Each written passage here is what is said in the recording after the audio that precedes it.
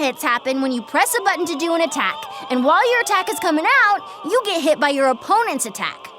You won't get smacked by a counter hit during the recovery of an attack once it's already finished coming out, but until then, you'll be in a counter hit state. Got counters down then? All right, get to it! Aim for a counter hit! Action!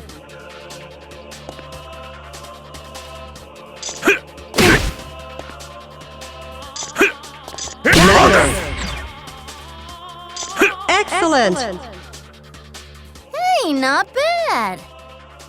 If you can learn to land counter hits on purpose, you'll get really good. The reason for this is that when you do a counter hit with an attack, it can have different effects, such as increasing the amount of time the opponent is stunned from the hit, knocking the opponent down or away in a different manner, etc. It will even allow you to do combos that you normally couldn't. For instance, Ragna can't normally follow up Hell's Fang with standing B, but if Hell's Fang hits and it's a counter hit, standing B will connect in time. Oh, also, some moves such as an Inferno Divider puts you in a counter hit state until they're completely finished. So when you block one of those moves, that's a good chance to start a combo that you can only start with a counter hit. Hey, Senna, don't explain everything. It's not fair. Next are fatal counters. You do this one, Senna. I thought you said it wasn't fair for me to explain everything. Fatal counters have even greater benefits than counter hits.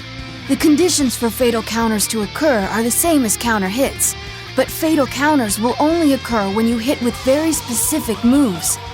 Luna, do you know which of Ragna's moves can cause a fatal counter? Blood Scythe and Inferno Divider? Maybe? That's right, you got it. A fatal counter occurs when you land a counter hit with a move that causes fatal counter. But here's the main benefit. Every attack that's part of a combo that started with a fatal counter will increase the length of time the opponent is stunned from each hit. What that means is, there are combos that won't connect under normal conditions, but will work when you do a fatal counter. To give you an example, for Ragna, standing C to forward C is a combo that will only work off of a fatal counter. Oh, Luna gets it now. So that's what those are. You're so smart, Senna. All right, now you try it. Do a fatal counter combo. This tutorial uses a special setting that forces a counter hit state. Try doing a fatal counter combo. Action!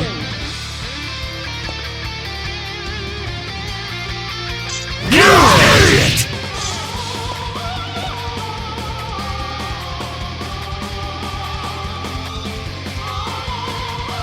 Blood Scythe! Blood Scythe! You idiot! Blood Scythe! That hurt!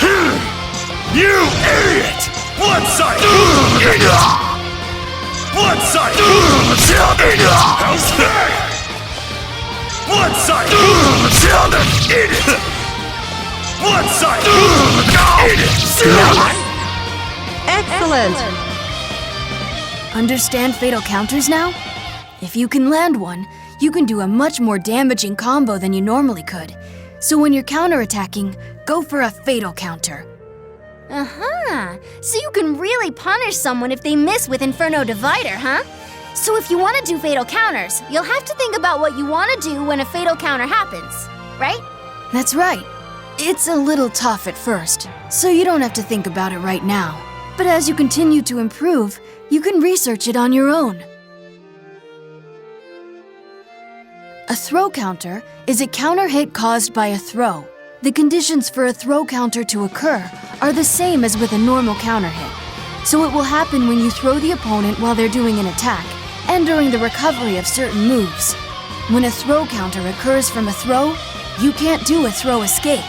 In fact, when a throw counter happens, an X will appear on the opponent that was thrown, so you can tell at a glance that you can't throw escape. Did you know that, Luna? Luna knew? Of course Luna would know about that. Okay, new player, time to start the throw counter exercise. Action!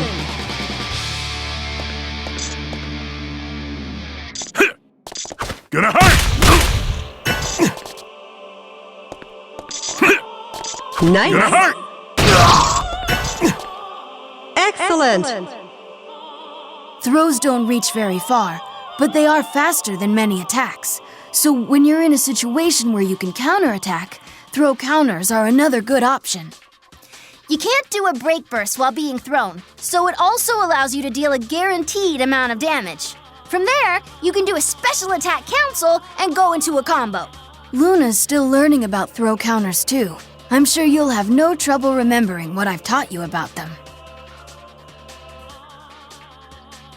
After inputting B and C together, a period of time where you can't do a throw escape will be activated. If you're caught by a throw during this period of time, you will get a throw reject miss, and you won't be able to get out of it with a throw escape.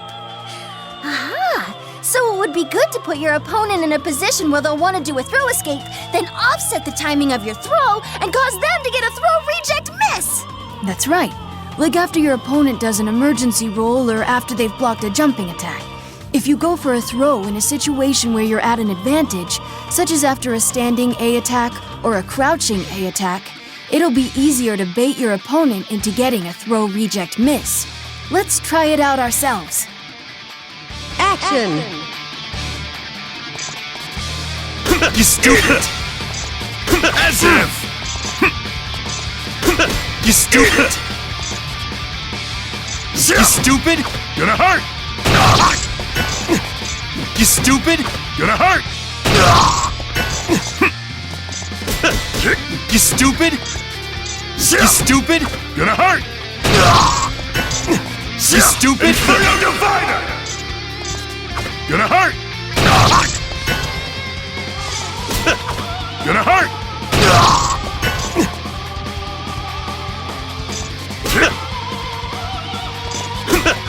Gonna hurt!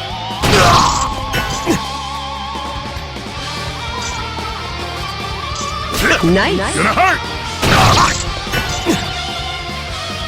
Out of time? Stay down! Lesson clear. Very good. At first glance, throw reject miss may seem like a difficult system to use, but it's a very effective technique against advanced players with strong defense. If you try to provoke a throw reject miss and the opponent does a throw escape instead, you will still be safe from a counterattack. So one benefit is that there's very little risk for trying it. Oh yeah, even if they throw escape, all that happens is you getting pushed away. That's right. And if a throw reject miss does happen, you'll know that your opponent is the type who will try to throw escape preemptively. With that knowledge, you can go for a regular throw or try to break through your opponent's defenses with attacks and figure out which ways are effective for getting the upper hand over your opponent. Test your opponent's defenses with these tactics. This is getting kind of hard. Luna will try it out when she's a little better at fighting. But Luna knows what Senna is thinking, so Luna can do it anytime she wants. If I were your opponent, Luna, I'd bait you into a throw reject miss all the time. Great job, Platinum. As I would expect from my pupil number 3, you have trained well. Pupil number 3? Huh! Luna's only master is Master Jubei. Hey, don't forget! He promised to buy us food. You there. What are you all doing here? What? It's the Red Devil of Sector 7, Iron Tiger. We were going through tutorial mode, helping the new player with their training. You sound as though you're introducing someone. Very well. I will continue the tutorial from this point on. I'd been informed that someone aspiring to be an elite warrior had appeared, and my mission led me here. I see. I'd planned to teach them of the elite spirit of Ikaraga, but I suppose they have learned a few lessons about fighting and trained by expanding their wealth of knowledge. Then I, Bang Shishigami, will leave our new players' training in your hands. I'm counting on you, Tiger. I've watched you grow considerably, new player. I look forward to watching you develop further. Pay close attention to Tiger's trainings. I anticipate meeting you after your fighting abilities have matured even further. Let us go, Platinum. Yeah, let's go. There's still more tutorial left for you to go through, but do your best. I've seen your potential. You'll improve in no time. Be polite, Luna. Say goodbye to our friend. You seem like you got a little bit better thanks to Luna's help. Luna was hoping to teach you a little more, though. Luna will train you for longer next time, okay? Luna can't wait. Bye-bye! The noisy ones are gone now. My task in coming here is to instruct you on the techniques of an elite warrior. What? It's not like we'll be doing anything that difficult. It's the accomplishment of a warrior.